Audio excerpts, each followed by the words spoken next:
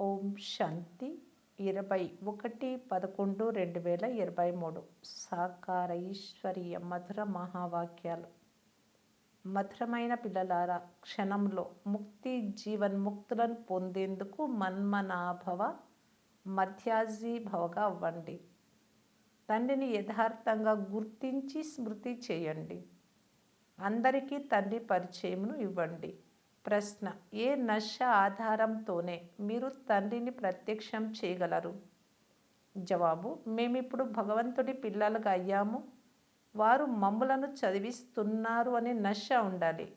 మేమే మనుష్య మాతృలందరికీ సత్యమైన మార్గాన్ని తెలియజేయాలి. మేమిప్పుడు సంగమ యుగంలో ఉన్నాం. మేము మా శ్రేష్ఠ నడవడికల ద్వారా తండ్రి పేరును ప్రసిద్ధం చేయాలి.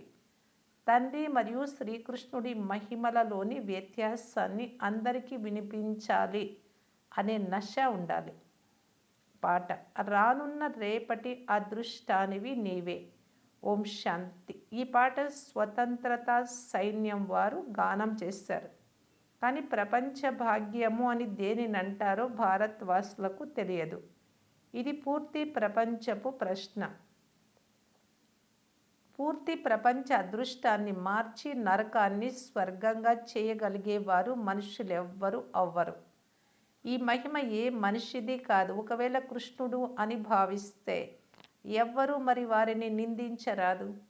కృష్ణుడు ఎలా చవితి చంద్రుడిని చూసి కళంకాల పాలయ్యాడో మనుషులకు తెలియదు. వాస్తవానికి కృష్ణునికి కానీ గీతా భగవానునికి కానీ కళంకాలు తగలవు. బ్రహ్మపైనే కళంకాలు మోపబడతాయి. కృష్ణుడు గోపికలను ఎత్తుకెళ్ళిపోయాడు అనే కళంకం ఉంది. శివబాబా గురించి అయితే ఎవ్వరికీ తెలియదు. తప్పకుండా ఈశ్వరుని కొరకు సర్వస్వము త్యజించి పరుగు తీశారు. కానీ ఈశ్వరుడైతే తిట్లు తినరు. ఈశ్వరుని కానీ కృష్ణుని కానీ నిందించలేరు. ఇరువురి మహిమ చాలా గొప్పది. కృష్ణుని మహిమ కూడా నంబర్ 1. కానీ లక్ష్మీనారాయణులు వివాహితులైనందున వారికి అంత మహిమ లేదు. కృష్ణుడైతే కుమారుడు, అందువలన అతని మహిమ ఎక్కువగా ఉంటుంది. భలే లక్ష్మీనారాయణులను కూడా ఇలాగే మహిమ చేస్తారు. 16 కళా సంపూర్ణులు, సంపూర్ణ నిర్వికారులు. కృష్ణుడినైతే ద్వాపరయుగంలోకి తీసుకెళ్లారు. ఈ మహిమ పరంపరగా వస్తోంది అని భావిస్తారు. ఈ విషయాలన్నీ పిల్లలైన మీకు మాత్రమే తెలుసు. ఇది ఈశ్వరీయ జ్ఞానం. ఈశ్వరుడే రామరాజ్య స్థాపన చేశాడు. రామరాజ్యాన్ని గురించి మనుషులు అర్థం చేసుకోరు. తండ్రి వచ్చి వీటన్నిటి అర్థాలు తెలియజేస్తారు. ఆధారమంతా గీత పైననే ఉంది. అందులోనే తప్పుగా వ్రాశారు. కౌరవులు మరియు పాండవుల యుద్ధమే జరగలేదు కనుక అర్జునుడి ప్రస్తావనే ఉండదు. ఇక్కడ తండ్రి కూర్చొని పాఠశాలలో చదివిస్తూ ఉన్నారు. పాఠశాల యుద్ధ మైదానంలో ఉండదు. ఇక్కడ మాయ రావణుడితో యుద్ధం చేసి విజయం పొందాలి. మాయను జయించి జగత్ జీతులుగా అవ్వాలి. కానీ ఈ విషయాలను కొంచెం కూడా అర్థం చేసుకోలేరు. డ్రామాలో ఇలాగే నిర్ణయమై ఉంది. వారు చివరిలో వచ్చి అర్థం చేసుకుంటారు. పిల్లలైన మీరే అర్థం చేయిస్తారు. భీష్మ పితామహుడు మొదలైన వారిని హింసాయుత బాణాలతో సంహరించే విషయమే లేదు. శాస్త్రాలలో అయితే అనేక విషయాలు వ్రాశారు. మాతలు వారి వద్దకు వెళ్ళి సమయం తీసుకొని మీతో ఈ విషయాలను గురించి మాట్లాడాలనుకుంటున్నాము అని వారికి చెప్పండి. ఈ గీతను భగవంతుడే గానం చేశారు. ఇది భగవంతుడి మహిమ. శ్రీకృష్ణుడైతే వేరు. మాకు ఈ విషయంలో సంశయం కలుగుతోంది. రుద్ర భగవాను వాచ్ అని ఉంది. ఇది వారి రుద్ర జ్ఞాన యజ్ఞము అని చెప్పాలి. ఇది నిరాకార పరంపిత పరమాత్ముడి జ్ఞాన యజ్ఞము. కానీ మనుష్యులు కృష్ణ భగవాను వాచ్ అని అంటారు. వాస్తవానికి భగవంతుడు అని ఒక్కరినే అంటారు కనుక వారి మహిమను వ్రాయాలి. ఇది కృష్ణుడి మహిమ. మరి ఇరువురిలో గీతా భగవానుడెవరు? గీతలో సహజ రాజయోగము అని వ్రాయబడి ఉంది. బేహద్దు సన్యాసం చేయమని తండ్రి అంటారు. దేహ సహితంగా దేహ సర్వ సంబంధాలు తెంచి స్వయాన్ని ఆత్మగా భావించండి. మన్మనాభవ మధ్యాజీభవని తండ్రి చాలా బాగా అర్థం చేయిస్తూ ఉన్నారు. గీతలో శ్రీమద్ భగవాను వాచ అని ఉంది. శ్రీ అనగా శ్రేష్టమైన వారు. పరంపిత పరమాత్మ అయిన శివుడిని శ్రీ అని అంటారు. శ్రీకృష్ణుడైతే దైవీ గుణాలు కల మానవుడు. గీతా భగవానుడు శివుడు. వారే రాజయోగం నేర్పించారు. చివరిలో తప్పకుండా అన్ని ధర్మాలు వినాశనమై ఏక ధర్మ స్థాపన జరిగింది. సత్యుగంలో ఆది సనాతన దేవీ దేవతా ధర్మం ఒక్కటే ఉండేది. దానిని భగవంతుడు స్థాపించారు, కృష్ణుడు కాదు.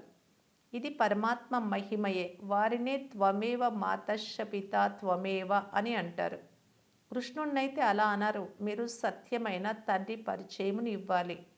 భగవానుడే ముక్తి దాత మరియు మార్గదర్శకులు. ఆ తండ్రి అందరినీ దోమల గుంపు వలె తిరిగి తీసుకెళ్తారు. ఇది శివుడి కర్తవ్యము అని మీరు అర్థం చేయించవచ్చు. సుప్రీం పరమ అనే అక్షరం చాలా బాగుంది. కావున పరంపిత శివ పరమాత్ముని మహిమ, కృష్ణుని మహిమ వేరు వేరు. దీనిని రుజువు చేసి అర్థం చేయించాలి. శివుడైతే జనన మరణాలలోకి రారు. వారు పతిత పావనులు. కృష్ణుడైతే పూర్తి 84 జన్మలు తీసుకుంటాడు. మరి ఇప్పుడు పరమాత్మ అని ఎవరిని అనాలి? ఇది కూడా వ్రాయాలి. అనంతమైన తండ్రి ఎవరో తెలుసుకోనందున అనాథలుగా దుఃఖితులుగా అయ్యారు. సత్యుగంలో సనాథులైన కారణంగా తప్పకుండా సుఖంగా ఉంటారు. ఇటువంటి స్పష్టమైన పదాలు ఉండాలి. నన్ను తలంపు చేయండి మరియు ఆస్తిని తీసుకోండి అని తండ్రి చెప్తున్నారు. క్షణంలో జీవన్ముక్తి లభిస్తుంది అని శివబాబా ఇప్పుడు కూడా చెప్తున్నారు. మహిమ పూర్తిగా వ్రాయాలి. శివాయ నమః. వారి ద్వారా స్వర్గ వారసత్వం లభిస్తుంది. ఈ సృష్టి చక్రాన్ని అర్థం చేసుకుంటే మీరు స్వర్గవాసులైపోతారు. ఇప్పుడు యథార్థం ఏదో మీరే నిర్ణయించండి అని వారికి చెప్పాలి. పిల్లలైన మీరు సన్యాసుల ఆశ్రమాలకు వెళ్ళి వారిని వ్యక్తిగతంగా కలవాలి. సభలలో అయితే వారికి చాలా అహంకారం ఉంటుంది. ఇది కూడా బాబా తెలియజేస్తూ ఉన్నారు. మనుషులకు సత్యమైన మార్గాన్ని ఎలా తెలియజేయాలో పిల్లలైన మీ బుద్ధిలో ఉండాలి. భగవాను వాచ. ఈ సాధువులు మొదలైన వారిని కూడా నేనే ఉద్ధరిస్తాను. లిబరేటర్, ముక్తి దాత అనే పదం కూడా ఉంది. నా వారిగా అవ్వండి అని అనంతమైన తండ్రి చెప్తున్నారు. తండ్రి పిల్లలను ప్రత్యక్షం చేస్తారు. మళ్ళీ తండ్రి పిల్లలను ప్రత్యక్షం చేయాలి. కల్పము ప్రత్యక్షం చేస్తూనే ఉన్నారు. శ్రీకృష్ణునైతే తండ్రి అని అనరు. గాడ్ ఫాదర్కు అందరూ పిల్లలే. మనుషులకు అందరూ పిల్లలుగా అవ్వలేరు. కావున అర్థం చేయించేందుకు పిల్లలకు చాలా నశ ఉండాలి. మనము అనంతమైన తండ్రి పిల్లలము. తండ్రిని ప్రత్యక్షం చెయ్యాలి. రాజు పిల్లలైన రాకుమారుల నడవడికలు ఎలా ఉంటాయో చూడండి. ఎంత శ్రేష్టంగా ఉంటాయి. కానీ ఆ కృష్ణునిపై భారత్వాసులు అనేక కళంకాలు ఆపాదించారు. మీరు కూడా భారత్వాసులే కదా అని మిమ్మలను వారు ప్రశ్నిస్తారు. అవును, కానీ మేమిప్పుడు సంగమ యుగంలో ఉన్నాం. మేము భగవంతుడికి పిల్లలుగా అయ్యాము. వారి ద్వారానే చదువుకుంటున్నాము అని చెప్పండి. భగవాను వాచ. మీకు రాజయోగాన్ని నేర్పిస్తాను. ఇది కృష్ణుడి మాట కాదు. పోను పోను అర్థం చేసుకుంటారు. జనక మహారాజు క్షణపు సూచనతోటే అర్థం చేసుకున్నాడు కదా. పరంపిత పరమాత్మను స్మృతి చేసి ధ్యానంలోకి వెళ్ళిపోయాడు. ఎంతోమంది ధ్యానంలోకి వెళుతూ ఉంటారు. ధ్యానంలో నిరాకార లోకమును, వైకుంఠాన్ని చూపిస్తారు. మనము నిరాకార ప్రపంచంలో ఉండే వారము అని మీకు తెలుసు. పరంధామం నుండి ఇక్కడికి వచ్చి పాత్రను అభినయిస్తాం. వినాశనం కూడా ఎదురుగా నిల్చొని ఉంది. వైజ్ఞానికులు చంద్రుడి పైకి వెళ్లేందుకు చాలా కష్టపడుతున్నారు. ఇది విజ్ఞానం. అతి అహంకారంలోకి వెళ్ళడం. దీని ద్వారా తమ వినాశనాన్ని తామే చేసుకుంటారు. పోతే చంద్రుడు మొదలైన వాటిలో ఏమీ లేదు. విషయాలు చాలా బాగున్నాయి, కానీ అర్థం చేయించేందుకు యుక్తి కావాలి.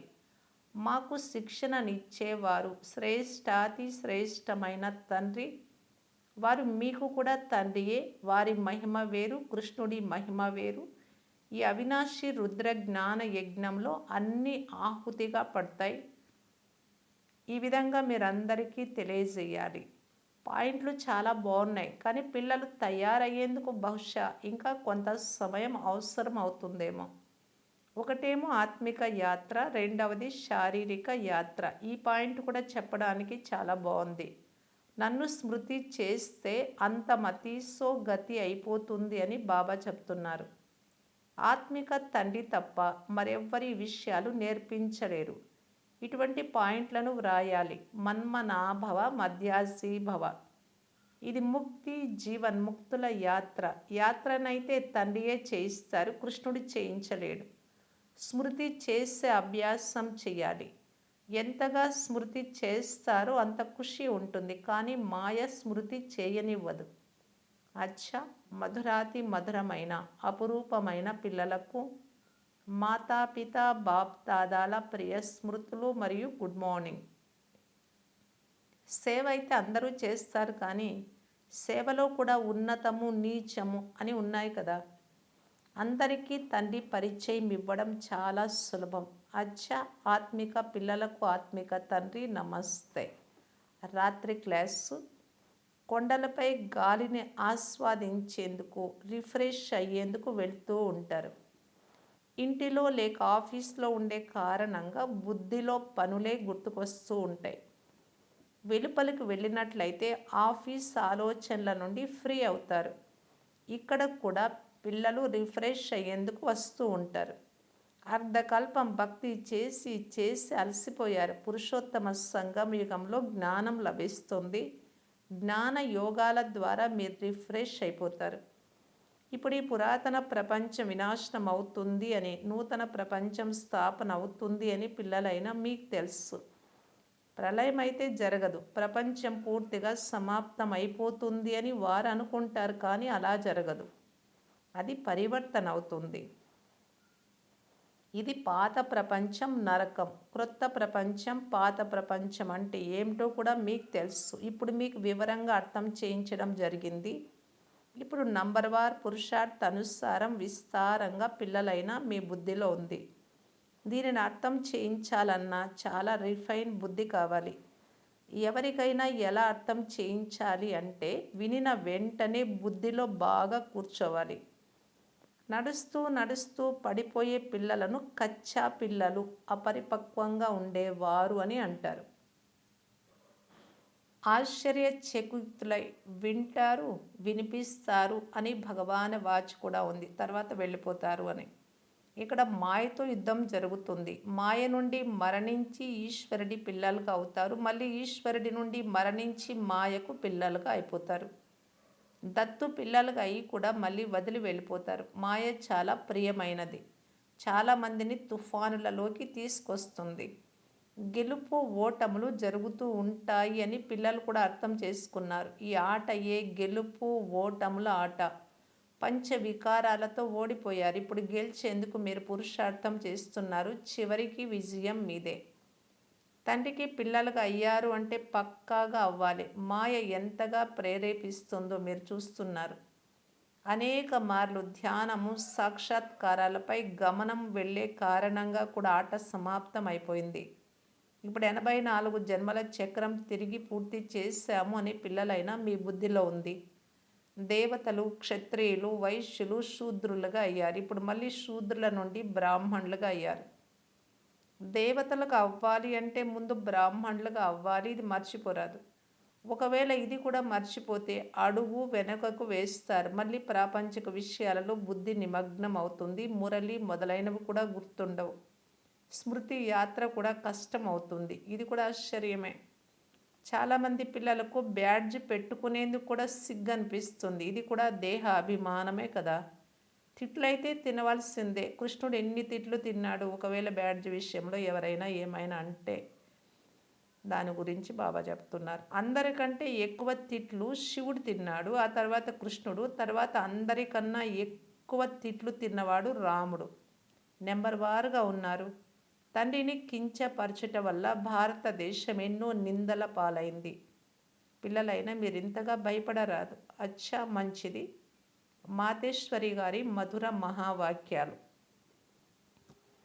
సారం లేనటువంటి కలియుగ ప్రపంచం నుండి సారభరితమైన సత్విక ప్రపంచంలోకి తీసుకెళ్లడం ఎవరి పని? ఈ కలియుగ ప్రపంచాన్ని అసార ప్రపంచం, సారము లేనిది అని ఎందుకంటారు? ఎందుకంటే ఈ ప్రపంచంలో ఎలాంటి సారము లేదు అనగా ఒకప్పుడు ఉండిన సుఖము, శాంతి, పవిత్రత ఇప్పుడు ఏ వస్తువులోనూ లేదు. ఎందుకు లేదు అంటే ఈ సృష్టిలో 5 భూతాలు ప్రవేశించాయి. అందుకే ఈ సృష్టిని భవసాగరము లేక కర్మబంధన సాగరం అని అంటారు. అందుకే మనుషులు దుఃఖితులై ఓ పరమాత్మ మమ్ములను భవసాగరం నుండి దాటించమని పిలుస్తూ ఉన్నారు. అంటే వికారాల నుండి దాటించమని.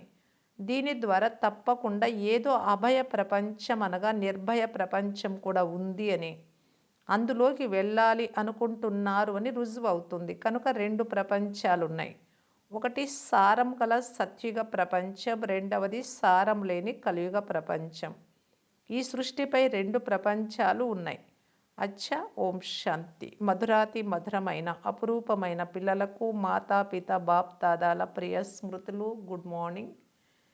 ధారణ కొరకు ముఖ్య సారము. ఫస్ట్ పాయింట్, బుద్ధి ద్వారా అనంతమైన సన్యాసం చేసి ఆత్మిక యాత్రలో తత్పరులై ఉండాలి. స్మృతిలో ఉండే అలవాటు చేసుకోవాలి. సెకండ్ పాయింట్, పిల్లలను తండ్రి ప్రత్యక్షం చేస్తారు, తండ్రిని పిల్లలు ప్రత్యక్షం చెయ్యాలి. అందరికీ తండ్రి సత్యమైన పరిచయాన్ని ఇవ్వాలి. ఒక్క క్షణంలో జీవన్ముక్తి పొందే మార్గాన్ని తెలిపించాలి. వరదానం, మనస్స మరియు వాచ యొక్క కలయిక ద్వారా ఇంద్రజాలం చేసే నవీనత మరియు విశేషత సంపన్న భవ. మనస్స మరియు వాచ రెండింటి కలయిక నోటి ద్వారా తెలియజేస్తూ కూడా మనసు ద్వారా శుభ భావనతో వారికి నాటుకోవాలి. వారు ఇలా పరివర్తన అయిపోవాలి అనే భావనతో తెలియజేస్తూ ఉండడం. ఈ రెండింటి కలయిక ఇంద్రజాల మంత్రం చేసే పని చేస్తుంది.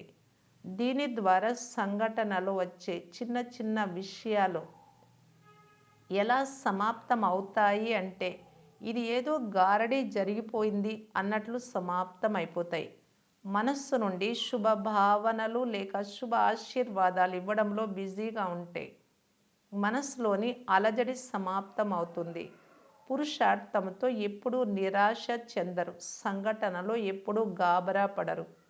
మనస వాచాల సమ్మిళిత సేవ ద్వారా విహంగ మార్గ సేవ యొక్క ప్రభావాన్ని చూస్తారు. ఇప్పుడు సేవలో ఈ నవీనత మరియు విశేషత ద్వారా సంపన్నంగా తయారైతే 9 లక్షల ప్రజలు సులభంగా తయారైపోతారు. స్లోగన్, ఎప్పుడైతే పూర్తి నిర్వికారులుగా అవుతారో అప్పుడు బుద్ధి యథార్థ నిర్ణయాన్ని తెలుపుతుంది. అవ్యక్త ఇషారా, సుఖస్వరూపులై సుఖాన్ని ఇస్తూ పొందుతూ ఆశీర్వాదాలను పొందుతూ ఇస్తూ ఉండటానికి బాప్ దాదా తెలియజేస్తూ ఉన్నారు. చాలామంది పిల్లలు విషయాలను ఎదురుగా చూస్తూ మరియు యోచిస్తూ ఉంటారు. నేను చాలా విషయాలను సహించాను, ఎప్పటి వరకు సహించాలి, సహించటానికి కూడా ఒక హద్దు అంటూ ఉండాలి కదా అని అనుకుంటూ ఉంటారు. ఎంత అనంతమైన సహనం ఉంటుందో అంత అనంతంగా ఆశీర్వాదాలు లభిస్తాయి. ఎందుకంటే బాబాకు ఆజ్ఞాకారిగా అవుతున్నారు. బాబా చెప్తున్నారు సహనం వహించండి అని. కనుక గత్యంతరం లేక సహించడం కాదు, ఖుషీతో సహించండి, ఇందులోనే లాభం ఉంది. ఓం శాంతి.